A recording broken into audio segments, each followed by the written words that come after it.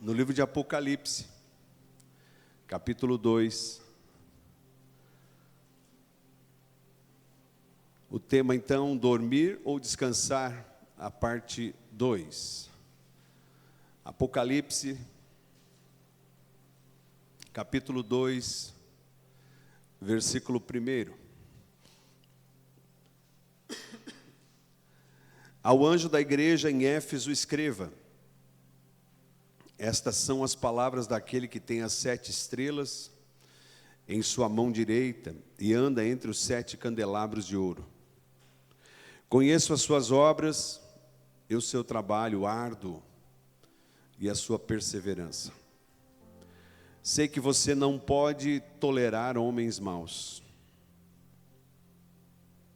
que pôs à prova os que dizem ser apóstolos, mas não são. E descobriu que eles eram impostores. Você tem perseverado e suportado sofrimentos por causa do meu nome, e não tem desfalecido. Contra você, porém, tenho isto: você abandonou o seu primeiro amor. Lembre-se de onde caiu. Arrependa-te e pratique as obras que praticava no princípio. Se não se arrepender, virei a você e tirarei o seu candelabro do lugar dele. Efésios, capítulo 5. Efésios, carta aos Efésios, ou seja, carta à igreja de Éfeso, escrita pelo apóstolo Paulo e não pelo apóstolo João. No capítulo 5, no verso 14, Paulo ele usa aqui uma expressão do profeta Isaías que diz: por isso é que foi dito, desperta, ó tu que dormes, levanta-te dentre os mortos, e Cristo resplandecerá sobre ti. Amém? O último texto, o livro de Atos dos Apóstolos, volta um pouquinho. Atos dos Apóstolos, no capítulo 20, o verso 6 em diante. Aleluia. Atos, capítulo 20, verso 6. Navegamos de Filipos após a festa dos pães sem fermento, e 5 dias depois nos reunimos com os outros em Troade, onde ficamos 7 dias. No primeiro dia da semana, reunimos-nos para partir o pão, e Paulo falou ao povo: pretendo partir no dia seguinte, e continuou falando até a meia-noite. Havia muitas candeias no piso superior onde estávamos reunidos. Um jovem chamado Eutico, que estava sentado numa janela, adormeceu profundamente durante o longo discurso de Paulo. Vencido pelo sono, caiu do 3º andar. E quando o levantaram, ele estava morto. Paulo desceu, inclinou-se sobre o rapaz e o abraçou, dizendo: não fiquem alarmados, ele está vivo. Então subiu novamente, partiu o pão e comeu. Depois continuou a falar até o amanhecer e foi embora.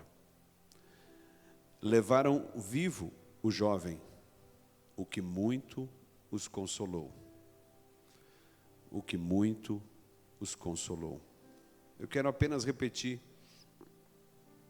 o verso 9, que é talvez o tema central desta mensagem.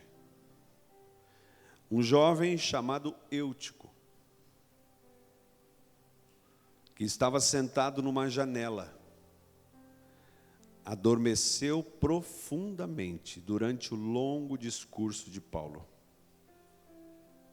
Foi vencido pelo sono e caiu do terceiro andar. E quando o levantaram, estava morto. Fecha teus olhos um pouquinho. Pai, no nome de Jesus, obrigado por mais esse momento na tua presença. Obrigado pela palavra que nós lemos, pela palavra que fala ao nosso coração. Obrigado pelo conforto que o Senhor nos dá, pela alegria do teu Espírito Santo falar aos nossos ouvidos. Eu sei, Pai, que no reino espiritual existe uma luta neste momento. Eu sei que no reino espiritual existe uma luta entre a luz e as trevas, entre o bem e o mal, entre a verdade e a mentira. Mas aqui nós nos declaramos a favor da luz, a favor da verdade, a favor do bem. E nós abrimos o nosso coração, a nossa mente, nosso entendimento para a voz do teu Espírito Santo. Só aquilo que vem do teu trono nós queremos, nada mais. Assim oramos no nome de Jesus. Amém. Irmãos, no domingo passado, quando abordávamos esse tema pela primeira vez, ao abordar aqui o tema de Apocalipse, a carta de João à igreja, João ele elogia a igreja e depois ele faz um alerta à igreja. Ele diz para a igreja: olha, vocês estão fazendo muitas coisas boas, vocês têm usado uma peneira espiritual, uma peneira teológica, vocês são muito bons em várias coisas, mas eu tenho algo contra vocês. Vocês abandonaram o primeiro amor. Inclusive, João, quando escreve sobre isso, obviamente, ele escreve um ditado dado pelo próprio Jesus. João, ele diz que aquela igreja que havia abandonado o primeiro amor, para recuperar aquilo, ela precisava de uma atitude. Observe. Para recuperar aquele primeiro amor que havia sido perdido, aquela igreja precisava tomar uma atitude. E qual era esta atitude? Arrependimento. O texto diz: lembra-se de onde caiu e arrepende-te. Então o João, ele está aqui nos dando um caminho para voltar ao primeiro amor. Ele está nos dando uma receita. Ele está nos dizendo: olha, talvez eu esteja aqui falando um texto que foi escrito lá quase 2000 anos atrás. E ele é muito mais atual do que a gente imagina. E a Bíblia, em momento algum, ela apenas nos aponta os defeitos, mas ela nos dá o caminho para recuperar aquilo que nós perdemos. Amém? Então, Jesus aqui, ele não está dizendo apenas: olha, você vai perder o seu candelabro.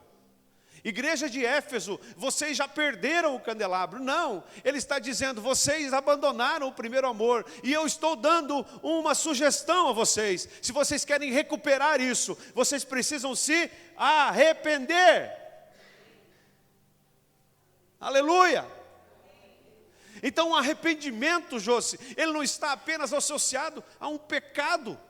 Ou então, eu poderia dizer, o arrependimento também é necessário quando eu me afasto do Senhor. Nós estamos acostumados a achar que o arrependimento, ele é necessário apenas na vida daquele que pratica, por exemplo, um pecado comum. Um adultério, uma acusação, uma mentira, um falso testemunho, sei lá. Esses pecados que a gente gosta de rotular. Olha, você viu aquele lá? Viu o que ele fez? Olha aquele outro lá, viu? Ou então você vê uma reportagem. Mas nós nos esquecemos que esse mesmo arrependimento daqueles que praticam estes pecados, talvez esteja batendo a nossa porta, porque nós estamos esfriando no Senhor. Fala comigo, misericórdia.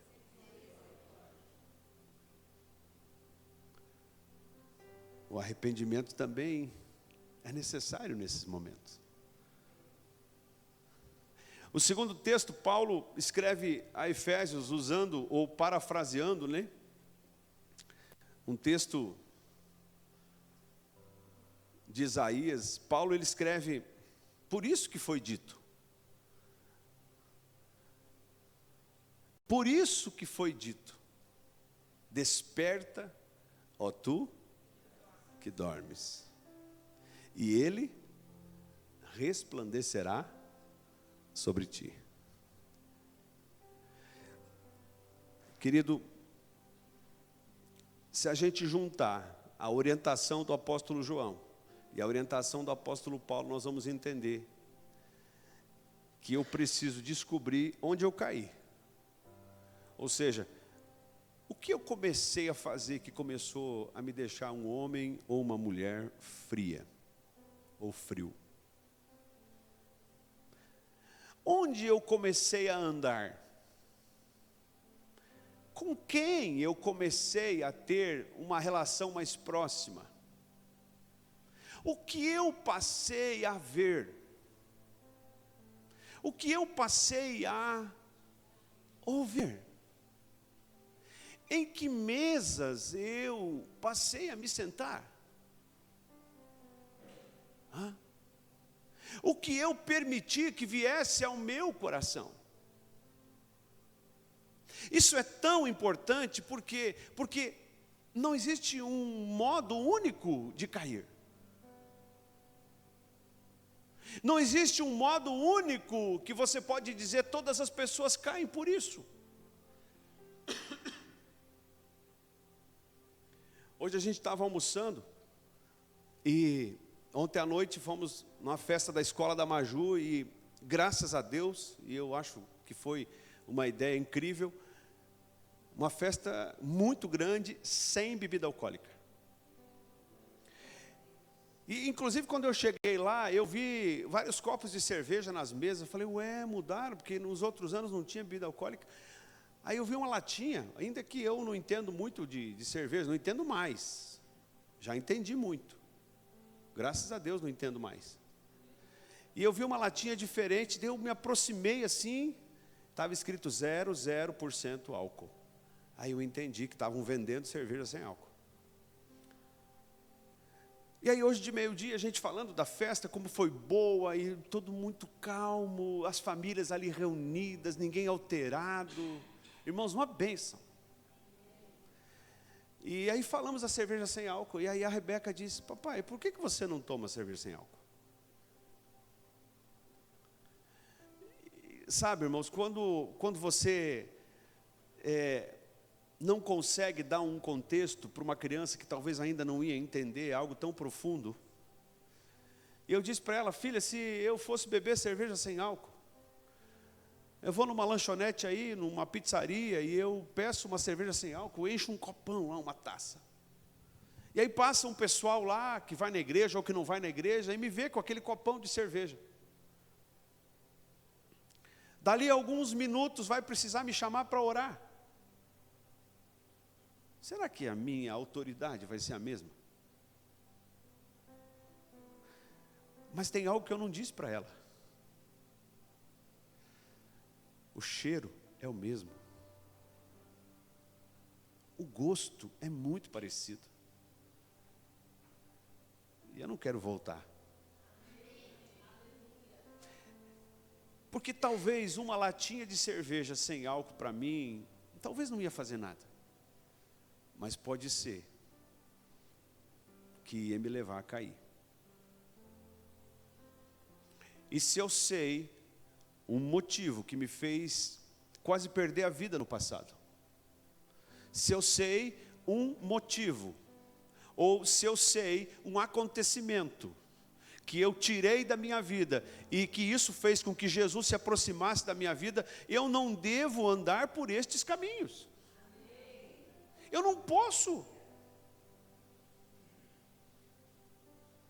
Se você já teve problema, ou alguém que você conhece teve problema com pornografia, aí você está naqueles grupos que vem de tudo.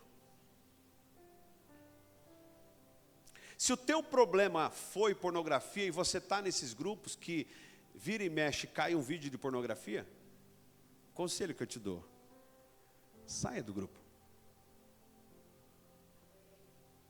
Pastor, mas são todos meus amigos. É melhor você ter que se justificar, talvez no futuro, para um amigo, do que você balançar numa vida frágil que você já teve e que te levou a cair no passado. Eu estou citando aqui 2 exemplos. Mas o que Paulo diz e o que João dizem é que quando eu quero voltar para o meu primeiro amor, quando eu quero voltar para o meu momento de ser incendiado pelo Senhor, se eu já estive lá, e eu falo aqui para aqueles que já estiveram lá e hoje não estão mais, se eu já estive lá, João dá uma receita: arrepende-se. E Paulo completa, diz: desperta. Desperta, ó tu que dormes. Então, fazendo esse contexto, essa introdução do tema, como a gente fez na semana passada, o terceiro texto, muito provavelmente escrito ali na terceira pessoa por Lucas, que narra um acontecimento naquela cidade. A Bíblia diz que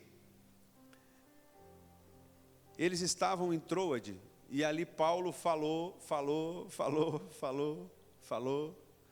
Se um dia você reclamar que o pastor Márcio demorou no sermão, tu lembra desse texto? Paulo começou a pregar, não tinha nem anoitecido, e ele foi parar só quando amanheceu o dia. Irmão, queria ver você estar lá e reclamar do apóstolo Paulo.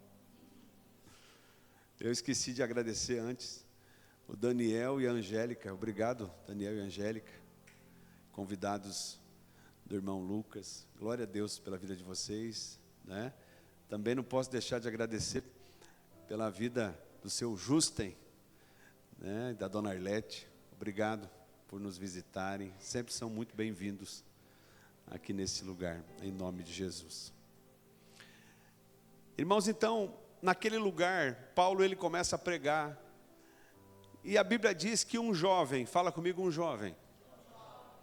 É interessante nós entendermos que se não houvesse uma importância de relatar que aquele menino, que aquele homem era um jovem, a Bíblia não traria isso. Mas a Bíblia diz que ele era um jovem. Eu me considero jovem. Então, uma coisa é você se considerar jovem. O senhor, meu sogro, se considera jovem? Veja bem, né? Então, eu também me considero jovem, né? E por que vocês estão rindo? Não entendi por que estão rindo, né? Então, uma coisa, seu João, é eu e o senhor nos considerar jovem, né? Outra coisa é efetivamente quem é um jovem. Um jovem é alguém ali até 18, 19 anos, estourando 20. Depois já vai para a fase adulta, né? Chegou nos 30, passou dos 40. Né? Mas enfim, ele era um jovem, fala comigo, um jovem. E esse jovem, ele estava ouvindo o discurso de Paulo, mas o texto diz que ele estava sentado no banco. Aí você pode dizer, talvez não tinha lugar, pastor. Não sei, a Bíblia não fala. Mas ele sentou na janela, e o verso 9 diz que ele foi tomado pelo cansaço e adormeceu profundamente. E ele caiu. Ele caiu do terceiro andar.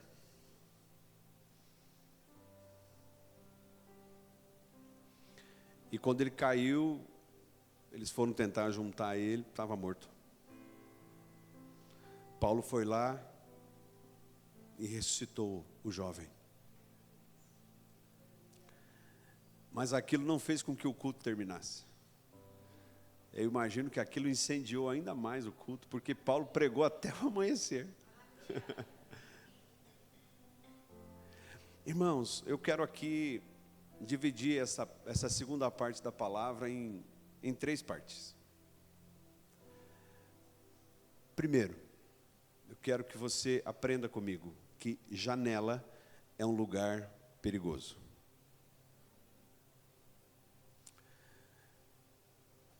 Irmão, janela é uma fronteira.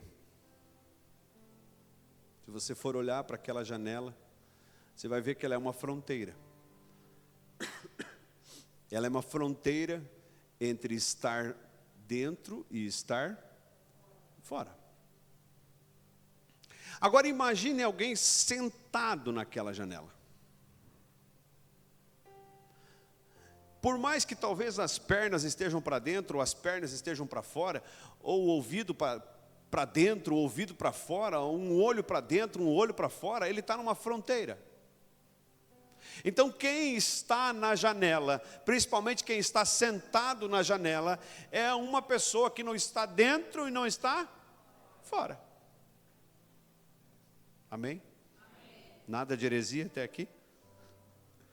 É uma pessoa que está numa fronteira entre estar parte e se afastar da parte. Quem está na janela está num lugar de indecisão. Irmão, janela é um lugar perigoso.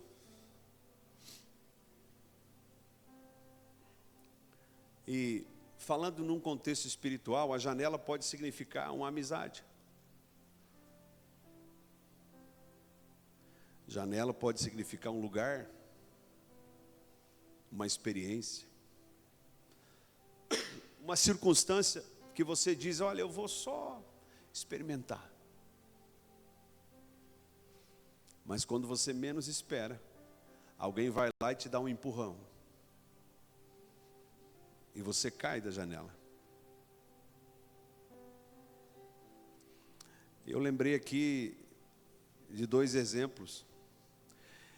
Quando Davi peca, quando Davi comete o pecado de adultério, a Bíblia diz que ele estava no terraço. E um terraço é um tipo de janela. Ele estava no terraço e ali ele vê uma mulher se banhando, era uma mulher bonita, Batseba. E ele chama, veja bem como a Bíblia é fiel. Ele chama o seu servo e ele pergunta quem é a mulher. E a Bíblia não esconde isso. E o servo diz o que para ele? É a mulher de Urias. Urias era um dos principais soldados de Davi. Era um homem de confiança. Irmãos, o rei, naquele tempo, podia ter quantas mulheres que ele quisesse. Inclusive, este foi um termo usado depois pelo profeta Natã, quando vai confrontar Davi. Você poderia ter todas as cabritinhas, mas você resolveu pegar, se apoderar da única cabritinha. O que esse homem merece? E Davi mesmo diz, ele merece morrer. E Davi então manda o servo chamar Batseba, Batseba vem, ele se deita com ela engravida. E Davi dá um jeito de matar o marido dela. E depois faz de conta que trouxe ela para o palácio para cuidar dela. Davi tentou esconder de todo mundo.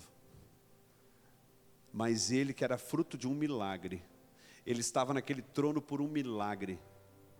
Ele já havia testemunhado vários milagres. Ele mesmo ficou na janela. Ele mesmo achou, veja como nós somos cegos muitas vezes. Ele mesmo achou que poderia esconder de todo mundo, mas esqueceu que existe um que tudo vê.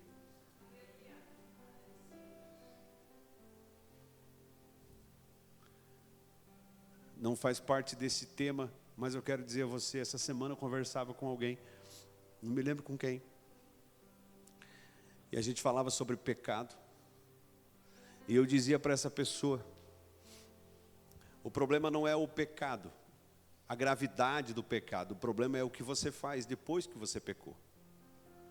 Quando você olha para a Bíblia, os pecados de Davi foram infinitamente maiores e mais graves do que os pecados de Saul. Saul buscou a própria glória? Sim. Saul desobedeceu lá no episódio dos Amalequitas? Sim. Mas não se arrependeu verdadeiramente. Davi foi assassino. Foi adúltero, foi mentiroso, negligente. Mas a Bíblia vem dizer que Davi foi um homem segundo o coração de Deus. Então quem é esse homem?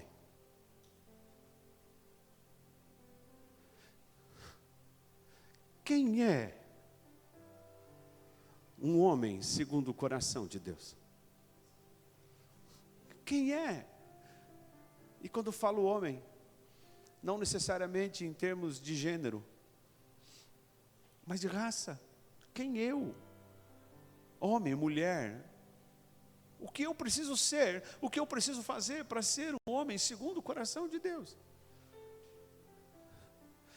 O que João escreve em Apocalipse sobre o primeiro amor. Como é que eu conserto aquilo? Me arrependendo.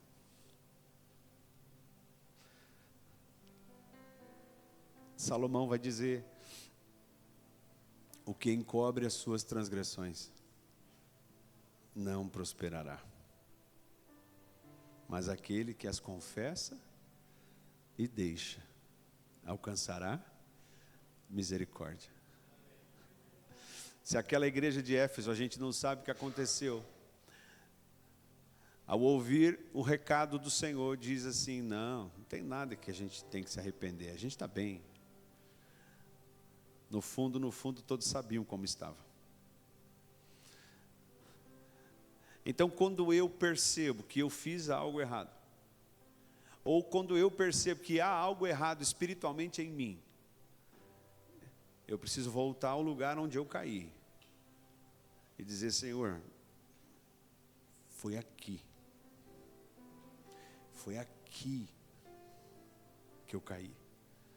E eu preciso de todo o meu coração me arrepender, confessar o meu pecado ao Senhor. Se for necessário, chame alguém de sua confiança, abra o seu coração e diga, olha, eu fiz isso. Arrepende-te e deixa, confessa e deixa.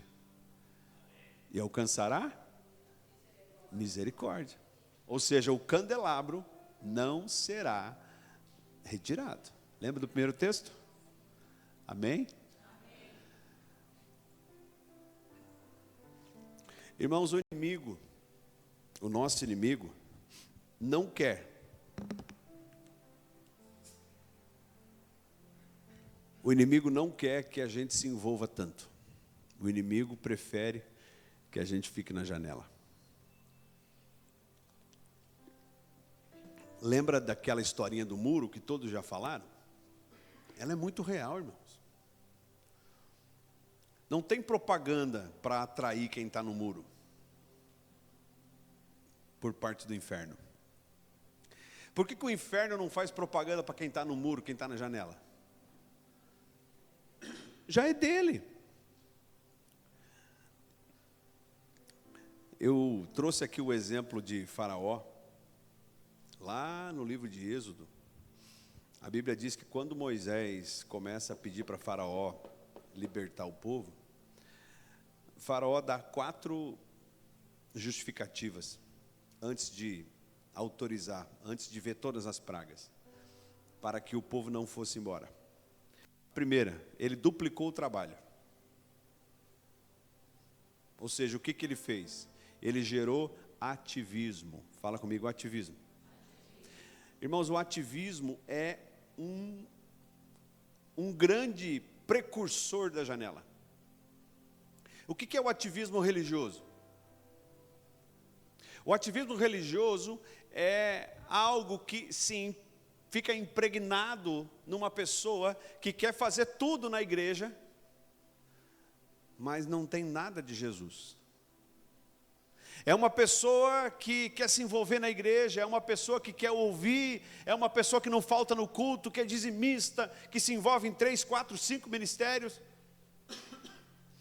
que faz todos os cursos, que vai na célula, que posta versículo, que compartilha as coisas da internet. Mas quando ela fecha a porta do quarto e vai olhar para dentro do seu coração, ela não encontra Jesus.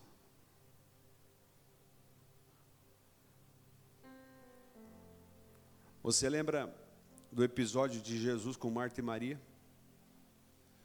E aqui eu não quero entrar no mérito. Existem muitas interpretações desse texto. Está lá em Lucas 10. Jesus, ele chega na casa e Marta ativa. Para lá e para cá. Talvez ela estava fazendo lá um filé à parmegiana, né? Uma lasanha. Estão com fome? Estava assando lá uma carne no forno, uma costela. Hein, Pretinha, você que é do arroz e feijão, eu sei. Né? Estava assando lá uma comida especial, estava fazendo lá uma salada da irmã Ângela. Já viram a salada da irmã Ângela? Aquilo não tem nem restaurante, irmão. Né? Estava fazendo uma daquelas comidas lá que a Michele faz, que eu nunca lembro o nome. Né? Ou seja, estava fazendo uma coisa boa, estava fazendo um pudim, um sagu, né? Uma torta de bolacha, um chico balanceado, né?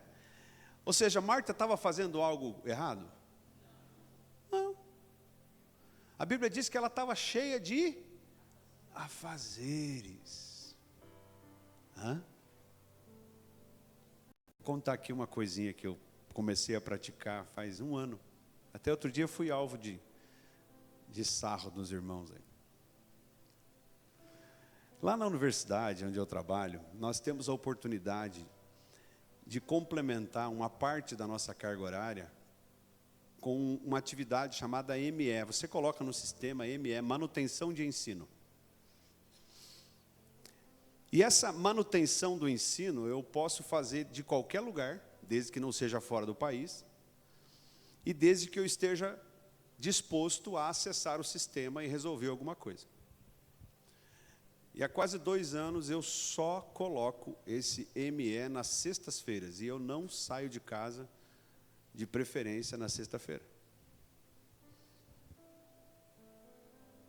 Eu acordo mais tarde, eu tomo chimarrão com a minha esposa, eu faço almoço. Lavar louça não é muito diferente, porque eu lavo todo dia. Né? Mas por que eu estou dizendo isso? Porque eu poderia dizer, não, já que eu posso colocar o ME na sexta, eu vou arrumar outra coisa para fazer na sexta. Você está entendendo? Que tem coisas que não voltam mais, e a principal delas é o tempo. Você está entendendo que por tantas vezes o ativismo te faz ficar longe daquilo que realmente é importante? Então fala para quem está do teu lado, langsam. Verstehen? Ja? Langsam. Eu tenho uns alemão aí que hoje eu não posso falar muita coisa em alemão, que estão entendendo tudo. Né? Então, Faraó falou, olha, vou aumentar o trabalho. E depois ele disse assim, olha, vão adorar no Egito mesmo. Ele não queria que saíssem. Se tem uma coisa que o inimigo não quer, é que a gente saia do mundo, irmãos. Você pode continuar nas tuas amizades. Você pode continuar lá nos bailão, não tem problema. Tem uns irmãos às vezes que chegam para mim e falam: pastor, é o seguinte, eu estava pensando, vamos fazer uma atividade no carnaval.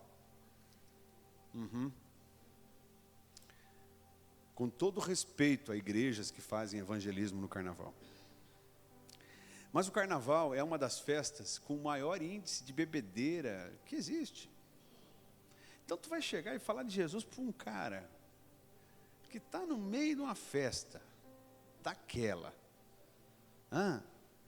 E aí a namorada dele, ou a amiga, está lá meio sem roupa. Num ambiente que não é propício. Tem tanto lugar para fazer isso.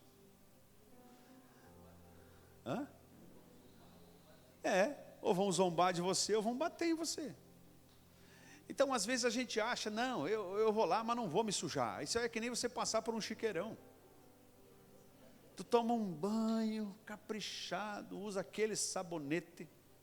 Né? Eu tenho um sabonete lá em casa que minha esposa não quer que eu compre. Depois eu boto no grupo dos homens lá a marca. Senador.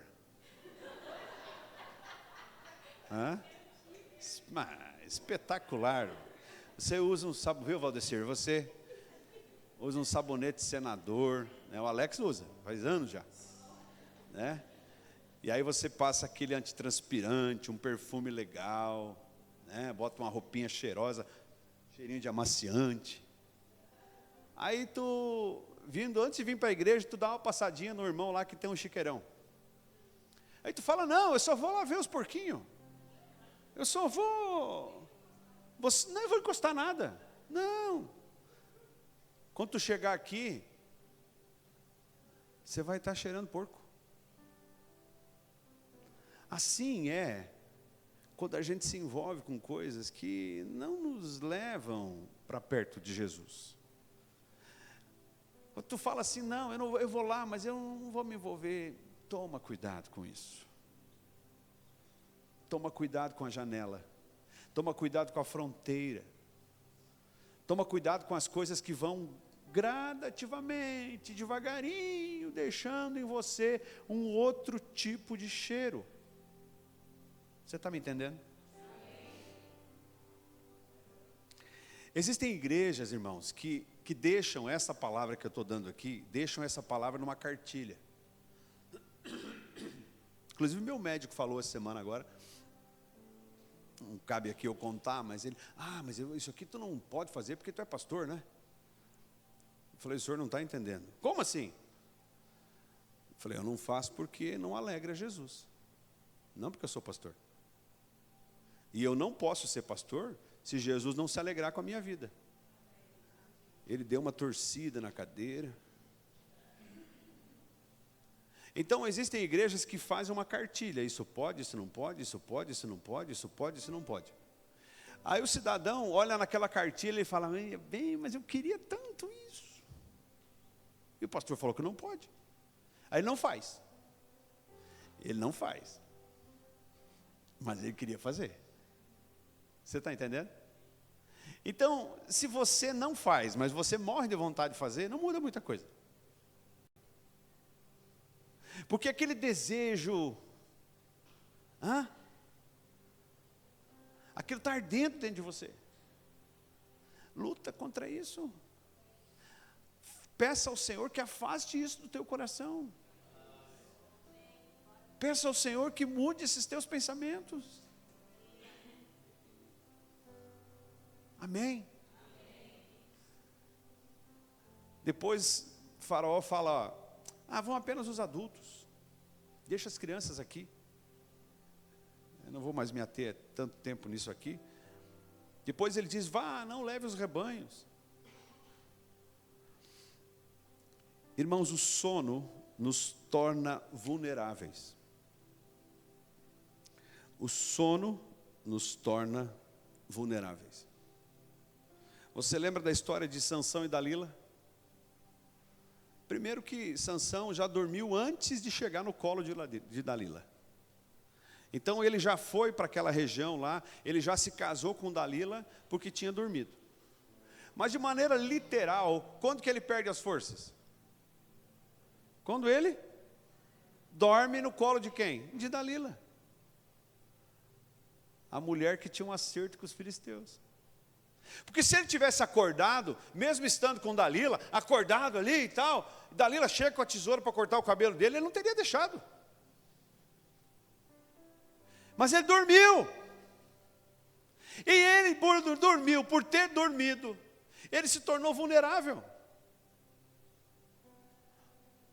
O Evandro, o Ministério de Louvor, cantou aqui a música das lamparinas, né? Irmão, se tem um texto incrível que a gente tem que mastigar, é esse texto de Mateus 25. A Bíblia diz que tinham 5 virgens nécias e 5 virgens prudentes. E o texto também diz que todas adormeceram. Fala todas. Espera aí, pastor. Se haviam 5 nécias. Nécias é mais ou menos como Tumhie. Já?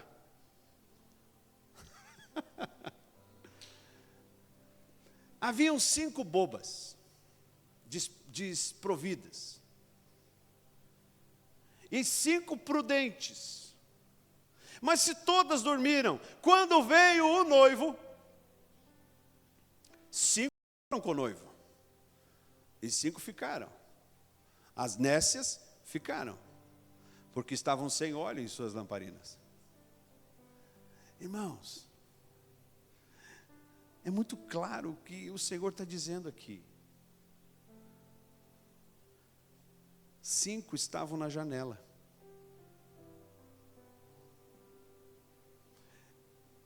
Elas negligenciaram o preparo necessário.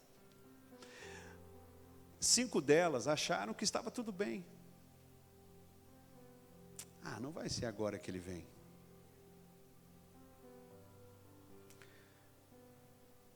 E aqui eu quero entrar na fase 2 desta palavra. Há uma grande diferença entre dormir e descansar.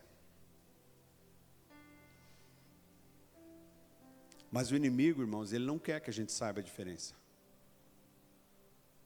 O inimigo não quer que a gente entenda essa diferença.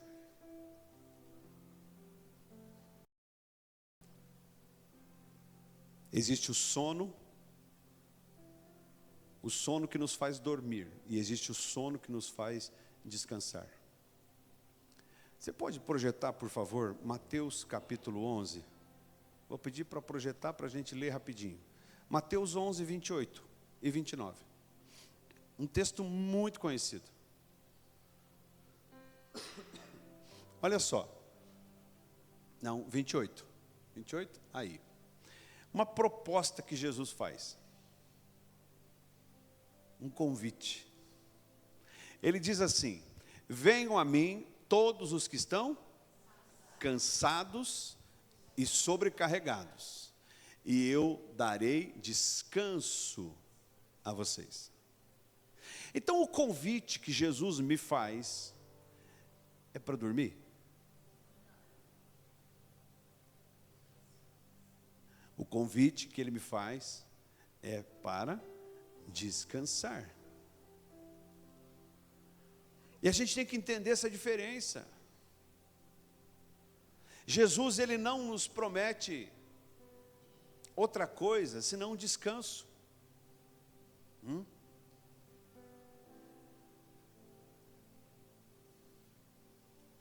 Jesus, ele nos convida a descansar nele.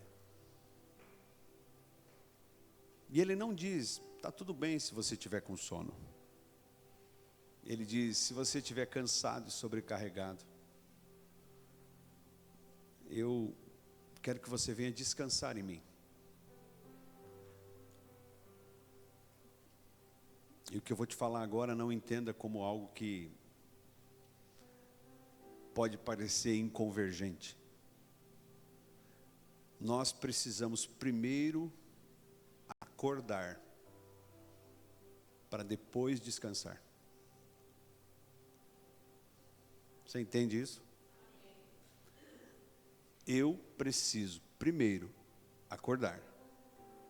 Acordei? Amém.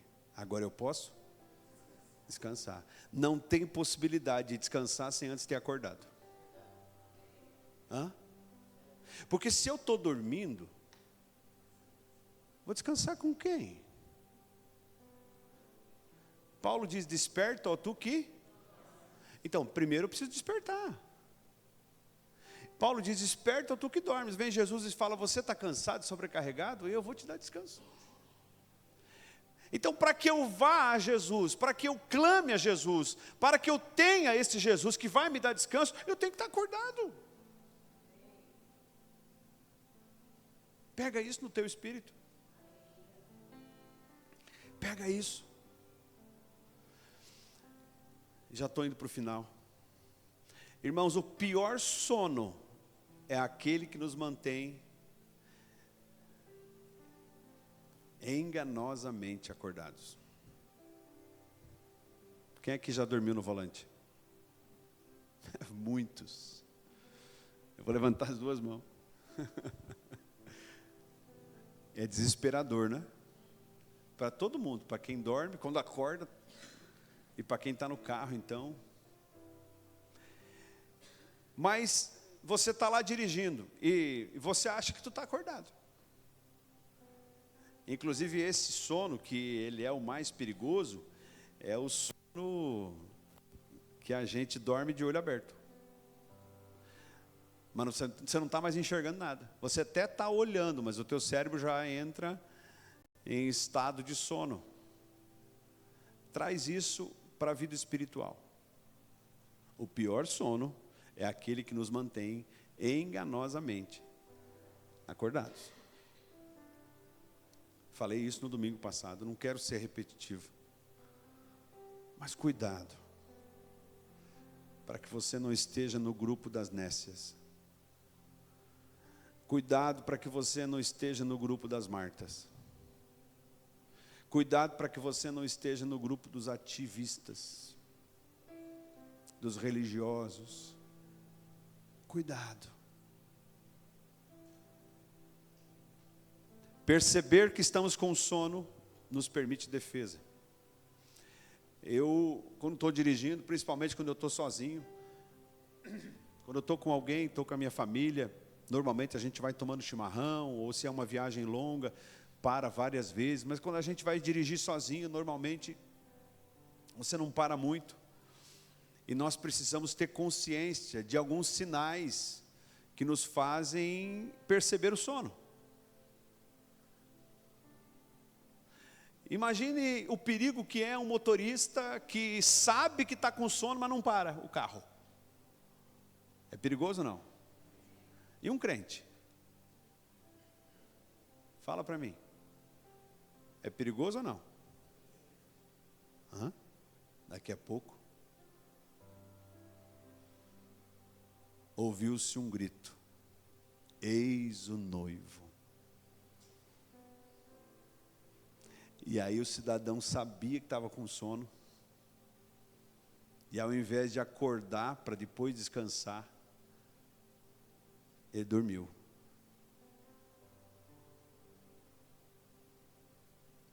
Eis o noivo.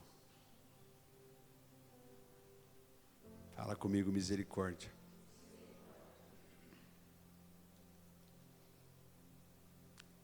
E o que Deus faz? A Bíblia diz que a misericórdia do Senhor é a razão de não sermos consumidos. Então o desejo do Senhor não é que sejamos consumidos. O desejo do Senhor é derramar sobre nós a sua misericórdia. Então, se não fosse a misericórdia dele, nós nem aqui estaríamos. Amém? Então a misericórdia do Senhor é a razão de não sermos consumidos. É a razão de continuarmos aqui. Então o que Deus faz diante dessa misericórdia que Ele quer derramar sobre nós? Ele nos chacoalha. Do mesmo jeito que talvez alguém que está do teu lado, quando você começa a dormir, e você não deve dormir naquele momento, alguém vai lá e te chacoalha. Oh, acorda! E Deus vem e começa a nos chacoalhar para dizer, oh, acorda! Eu te convido a descansar em mim e não a dormir. Esses chacoalhões que Deus faz, são as coisas que cercam a nossa vida. Deus vem nos dar um chacoalhão diante de uma dificuldade, de um problema, de uma angústia, de uma derrota. Ele está dizendo, eu estou chacoalhando você para que você acorde e depois venha descansar em mim. E o que me faz perceber sinais no povo de Deus, que Deus permite acontecer para que possamos identificar o sono. Anotei alguns aqui. Falta de vontade de orar. Irmão, se você não consegue orar, pelo menos, num tempo ininterrupto, por 15 minutos, só for falar 15, tu está dormindo e faz tempo. Se tu fala assim, eu não sei nem o que falar, que eu vou orar, não consigo ficar com o olho fechado, tu está até roncando.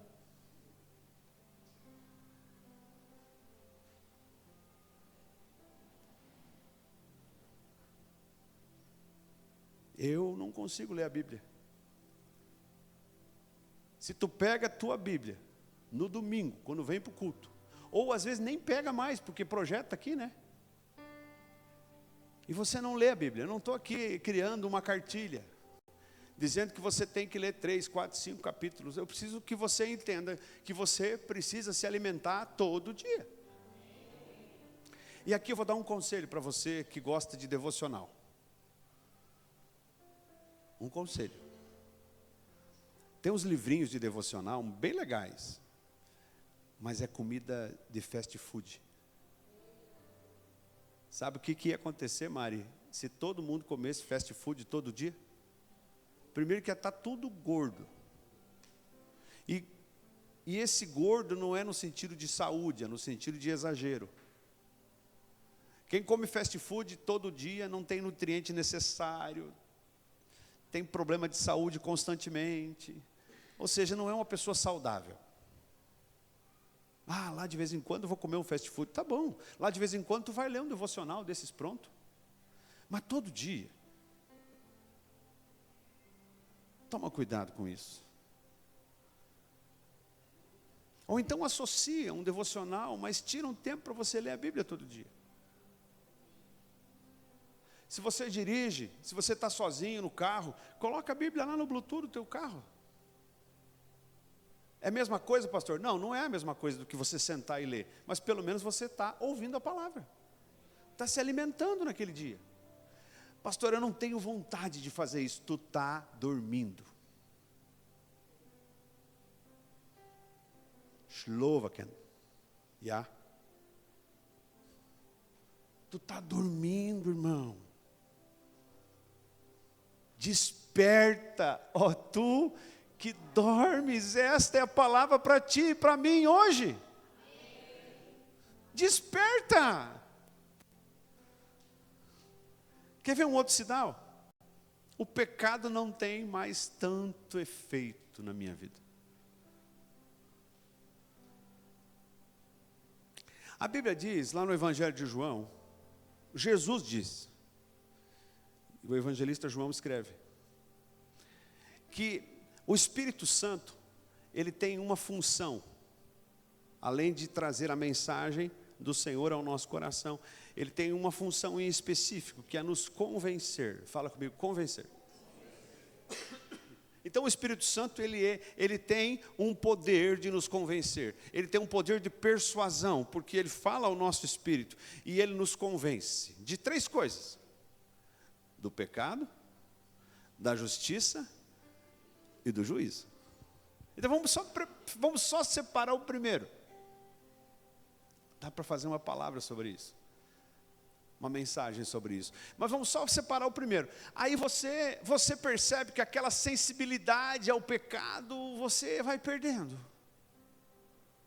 Daqui a pouco tu está dançando uma música que fala de traição. Daqui a pouco você está dançando uma música, você está botando no teu carro lá uma música que fala de adultério. Hã? Não sei o que é. Irmão, está ouvindo? Você vê como a gente pega logo as coisas. Eu joguei a isca, o irmão mordeu. Estou brincando. Ou então você falou um palavrão que você não falava mais.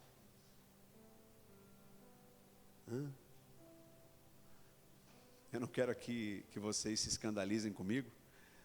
O apóstolo Paulo diz que qualquer menção à imoralidade deve ficar longe de nós. Menção. Inclusive ele usa uma palavra chamada chocarrice. Chocarrices são anedotas, piadas sujas. Veja bem, é o pastor que está mandando. É a Bíblia. E aí eu vou contando piada podre. Podre sim, pode, né? Mas suja, eu vou espalhando isso, eu vou compartilhando nos grupos da família. E eu não fazia isso. Eu não fazia porque o Espírito Santo, ele me convencia de que aquilo não era para fazer. De repente eu estou fazendo. Ou seja, de repente aquilo não faz mais diferença para mim. Irmãos, um dos principais sintomas da lepra é a perda da sensibilidade. E a lepra a Bíblia é muito clara em associar a lepra ao pecado. E quando eu estou com o corpo doente, com o templo doente, eu vou perdendo a sensibilidade. Daqui a pouco a minha mão está queimando na água. Daqui a pouco alguém cortou um dedo meu fora. Por quê? Porque aquele que deveria me convencer, ele está apagado.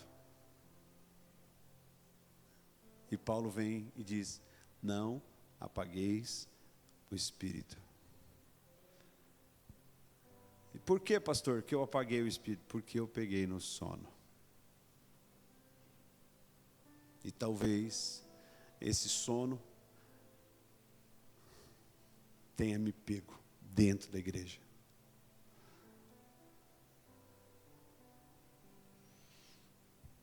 Como eu queria, irmãos, que todos do nosso ministério estivessem aqui hoje.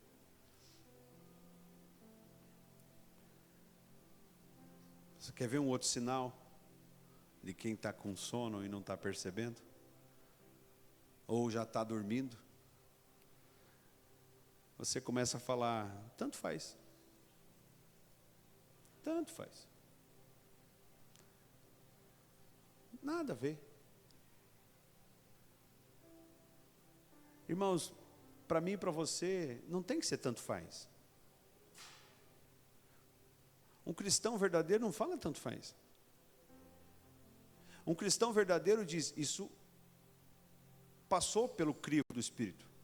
Isso não passou pelo crivo do Espírito. Porque aquilo que tanto faz para mim, pode não ser tanto faz para você. E talvez aquilo que é tanto faz para você, para mim vai me gerar um sentimento de quê? De que eu vou apagando o Espírito que está em mim. E se o Espírito que está em mim vai sendo apagado pelo tanto faz, que para você tanto faz, daqui a pouco eu estou dormindo. Daqui a pouco ele já não me convence mais do pecado, da justiça e do juízo. E aí eu estou em pecado e nem estou percebendo. Você entendeu? O fluxograma da morte?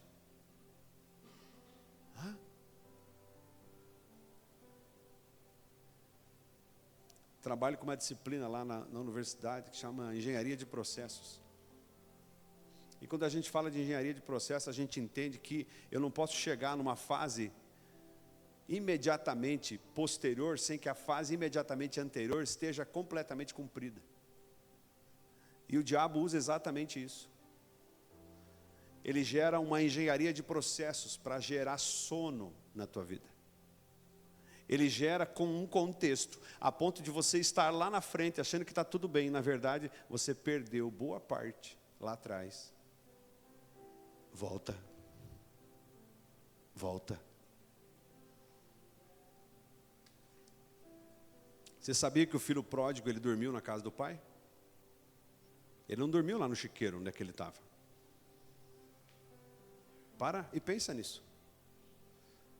Ah, pastor, veja bem, ele foi lá e gastou dinheiro com prostitutas e meretrizes, ele gastou dinheiro dissolutamente, ali ele pegou no sono.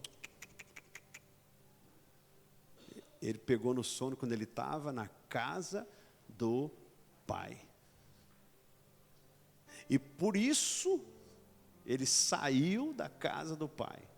Gastou tudo que tinha de maneira irresponsável. Ficou sem amigos, inclusive. E foi morar num chiqueiro.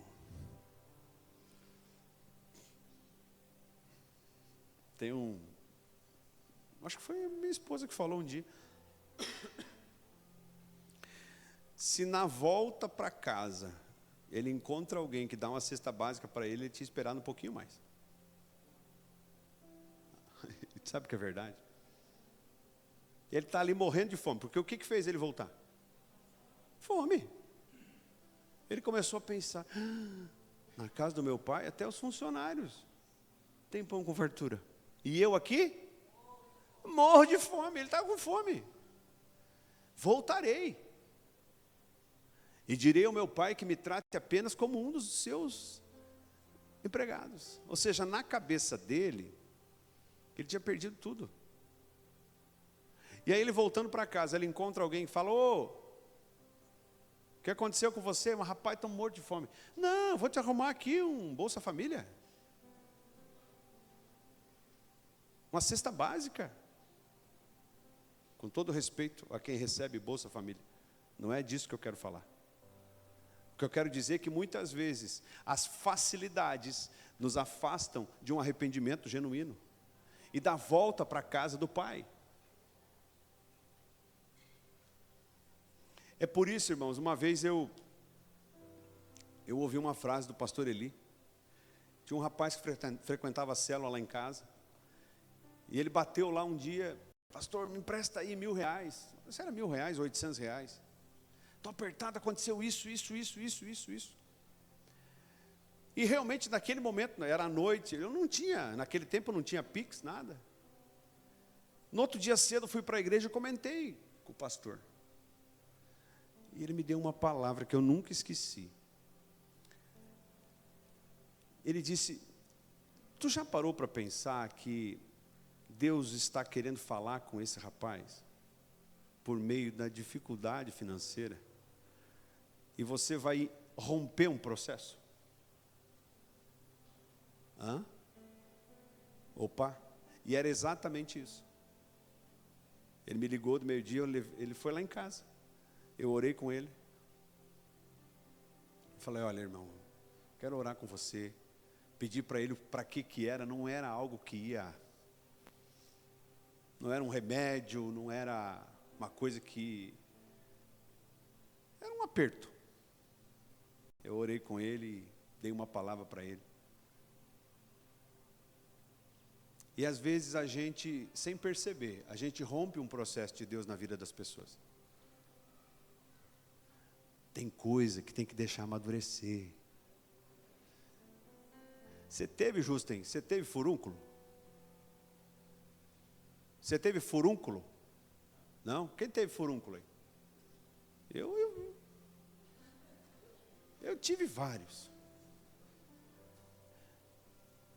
E depois que eu tive o primeiro, saiu o segundo, o terceiro, eu já sabia, irmão. Furúnculo. Tem que sair o carnegão. Carnegão, irmão. É aquela bolotinha, não vamos falar detalhe aqui, né? É se não sair aquilo que está inflamado lá dentro, não vai curar, irmão. Só que só sai depois que amadurece. Então tem coisa na nossa vida, irmão, um processo de Deus na nossa vida, que tem que amadurecer, senão não cura.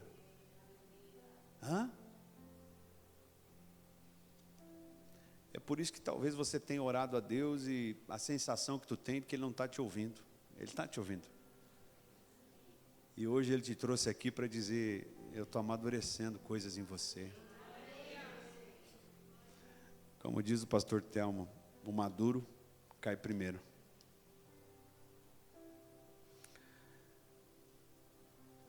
Irmãos, Eutico era membro do Ministério Cefas.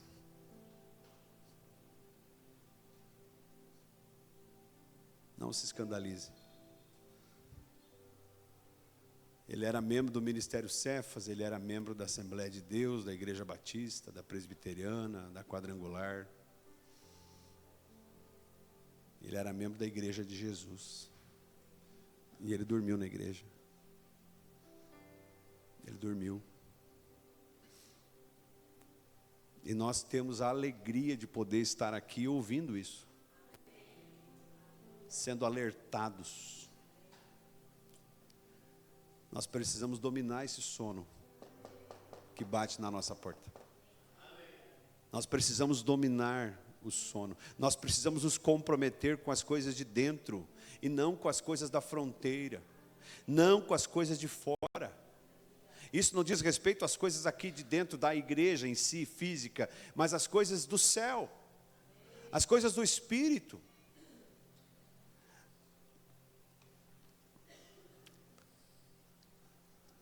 Finalizando, você já caiu? Não responda para mim. Pastor, eu estou aqui, eu estou arrebentado. Estou mancando, pastor. Por quê? Porque eu caí, eu estava na janela. Essa é a tua circunstância hoje? Não, pastor, eu estou bem, eu nunca tive nenhuma sonolência. Deve ter uma auréola aí em cima de você. Todos nós somos tentados pelo sono. Todos.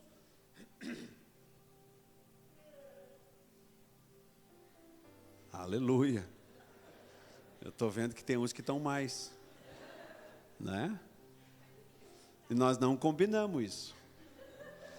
Se tu está na janela agora, mas não é Paulo que está aqui para ressuscitar, hein?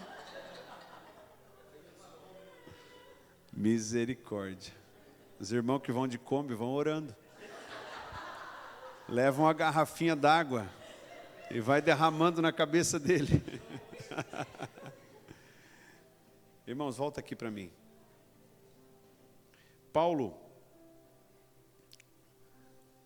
versículo 10 diz assim: e o abraçando disse, não vos perturbeis, que a vida nele está. O que Paulo fez com ele? Ressuscitou.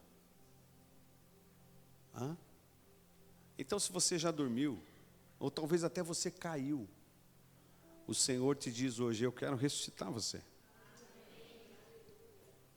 Eu quero ressuscitar você.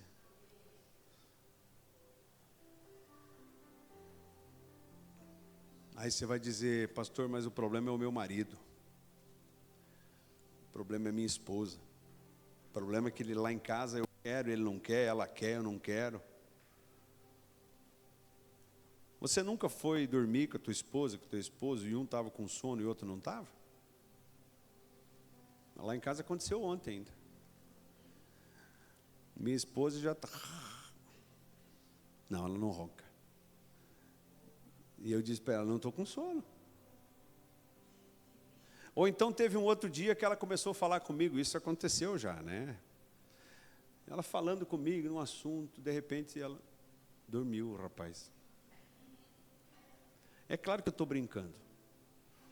Mas pode ter alguém perto de você que está dormindo já há muito tempo. E não é porque essa pessoa está dormindo que você não tem que se manter acordado. Pelo contrário. Não dê lugar a essa sonolência na tua vida. Tome a tua decisão. Cada um dará conta de si mesmo a Deus. Esse é um contexto espiritual. Levante-se. Eu vou pedir para o Evandro, os meninos do Ministério do Louvor, por favor, vir aqui. A gente vai terminar, mas eu quero ainda falar aqui sobre uma pesquisa que eu fiz.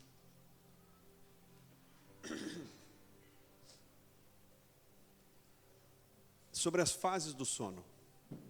Eu quero que você procure identificar aí em que fase tu está vivendo. E essas fases do sono aqui não são fases do sono espiritual. Não são fases do sono que a Bíblia fala das fases do sono. Não. É o que a ciência fala. É o que a medicina fala. Eu fui fazer um exame chamado polissonografia, é isso? Polissonografia. Fui fazer esse exame uns 2 anos atrás, por aí, né? Cheio de fio. E eu vi aquilo, né? Eu pensei, não vou dormir com isso aqui nunca. Irmãos, apaguei. E quando eu levei o resultado para o médico, ele olhou e falou, tu não tem problema nenhum de sono. Só que lá naquele exame, apareciam estas fases. E eu quero trazer isso para um contexto espiritual. A fase 1, a fase da sonolência. Sabe que fase é essa? É uma leve sonolência. É uma oscilação entre estar dormindo e estar acordado. Ouça esta palavra, oscilação. Entre estar dormindo e estar acordado. Não lembra a fronteira? Nesta fase, há natural desaceleração do coração. Desaceleração do coração. Davi era um homem segundo? O que a Bíblia fala sobre o coração do homem?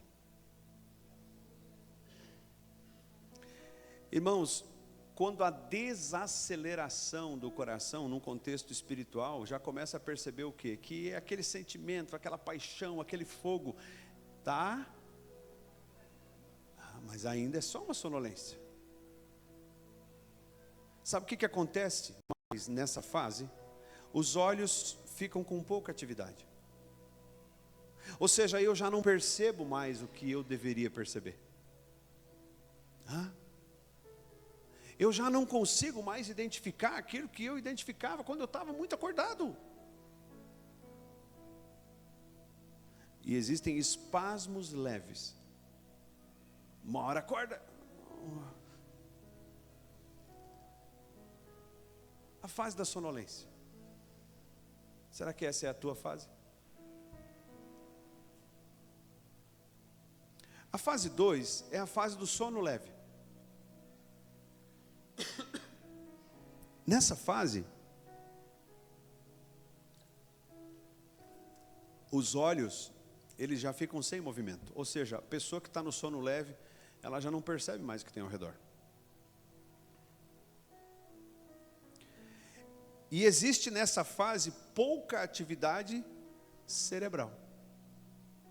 Então, além de não perceber mais o que tem ao redor, não raciocina mais. Logo, a Bíblia diz que o nosso culto deve ser racional. Então, essa fase do sono leve, ela já me leva a não oferecer mais a Deus aquilo que Ele pede que eu faça. Eu já não percebo mais o que está acontecendo ao meu redor. E olha só, nesta fase, há uma regulação da temperatura do corpo com a temperatura do ambiente. Misericórdia! Ou seja, eu estou ali naquele sono, eu estava na sonolência e tal, eu não percebi que eu estava na sonolência. E eu já entrei na fase do sono leve, eu já não percebo mais o que tem ao meu redor, meu coração já não arde mais. E a minha temperatura, ela já começa a ser a temperatura do ambiente que eu estou inserido. Se eu estiver num lugar frio, eu vou estar frio.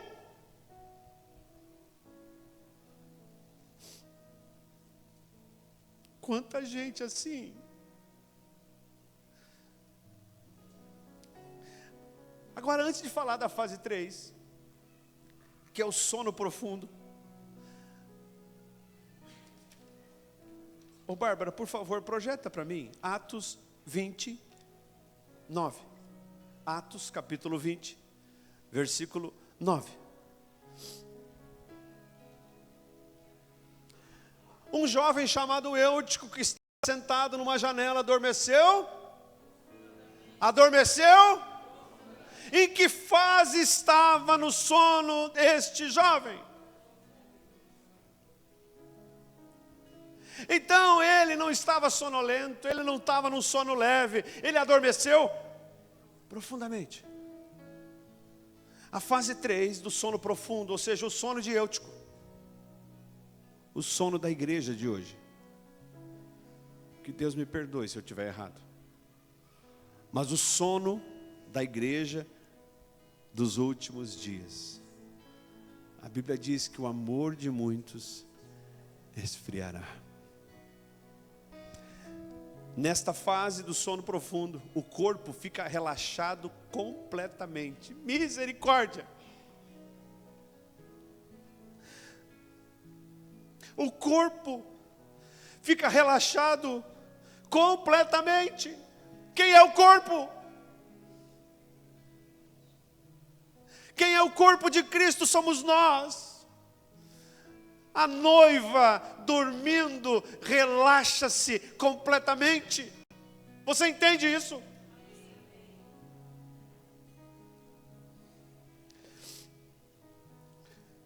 Os músculos ou a capacidade de força entram em inatividade.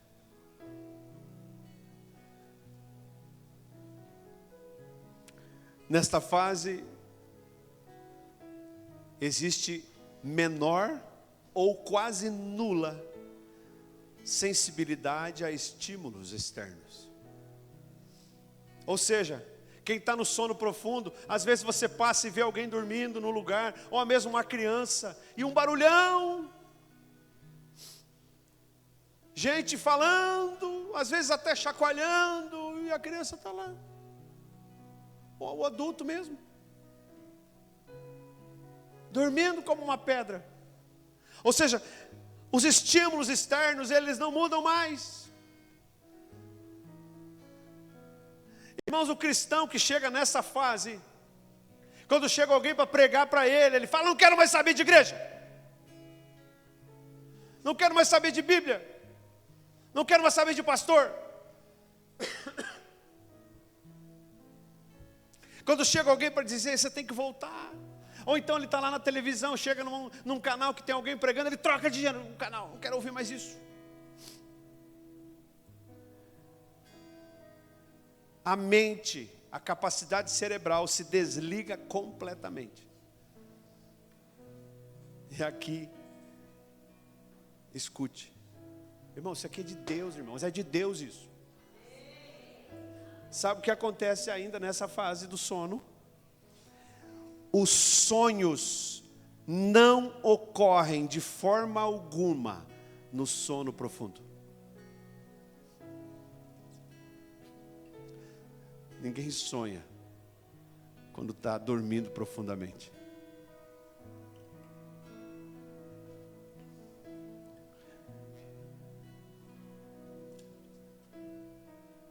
Você pode ficar em pé.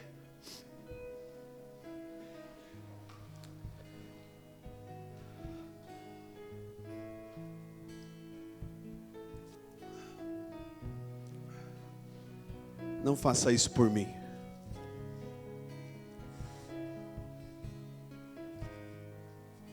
Não faça isso por mim, não faça isso pelo pastor.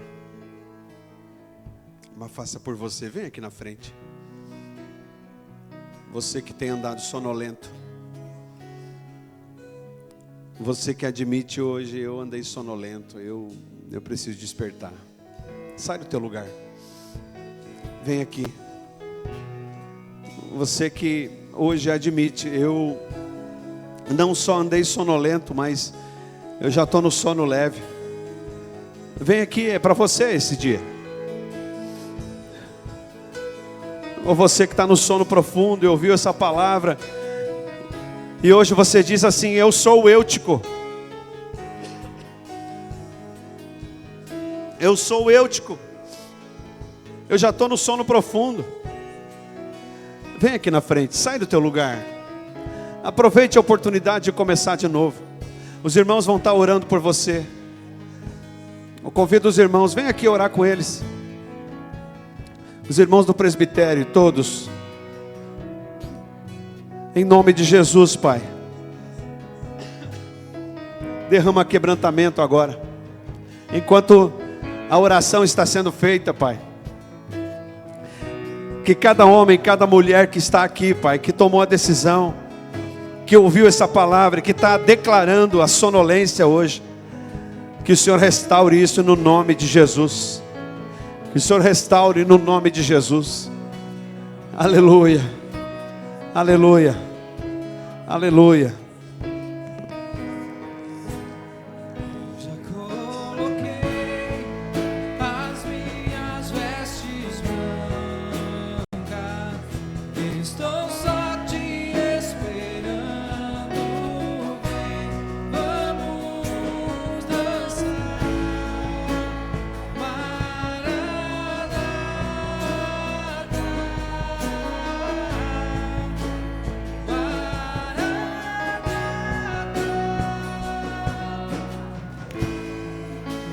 As minhas vestes brancas, estou só te esperando. Vem, vamos dançar.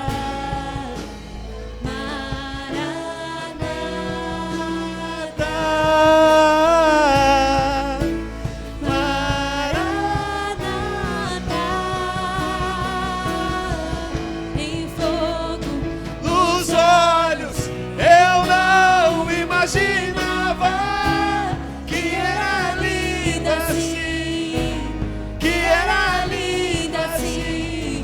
Tem fogo, cerrado, eu abro a minha casa. pode morar aqui, pode morar aqui.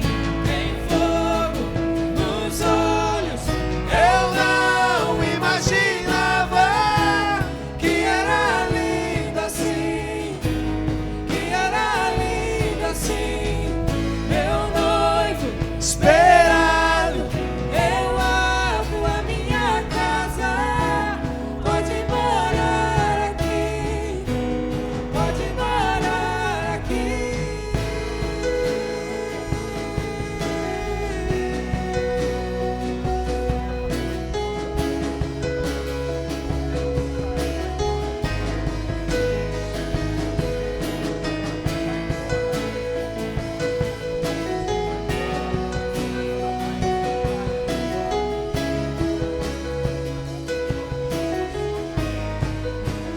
Eu já coloquei as minhas vestes brancas. Eu estou só te esperando.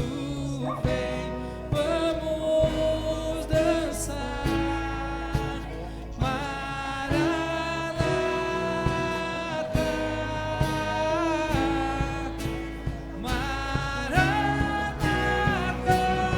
Eu já coloquei as minhas vestes,